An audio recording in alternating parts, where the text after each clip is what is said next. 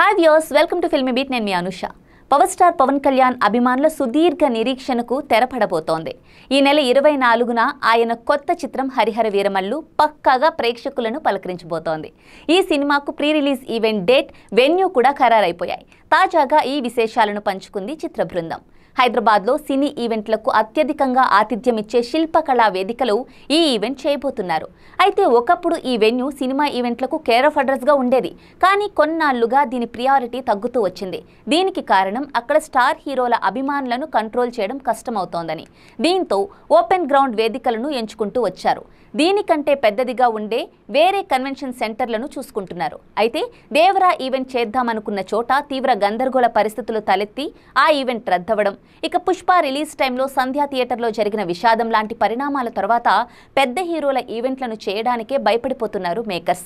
అనుమతులు కూడా అంత సులువుగా దొరకడం లేదు.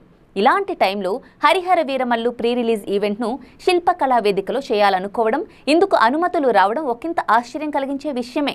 మామూలుగా పవన్ సినిమా ఈవెంట్లకు క్రౌడ్ను కంట్రోల్ చేయడం చాలా కష్టం. పైగా 3 ఏళ్ల తర్వాత రిలీజ్ అవుతున్న ఈ సినిమా, అందులోనూ ఆయన ఇప్పుడు ఏపీ డిప్యూటీ సీఎం హోదాలో ఉన్నారు. ఈ నేపథ్యంలో పవన్ కోసం అభిమానులు ఎగబడే అవకాశం ఉంది.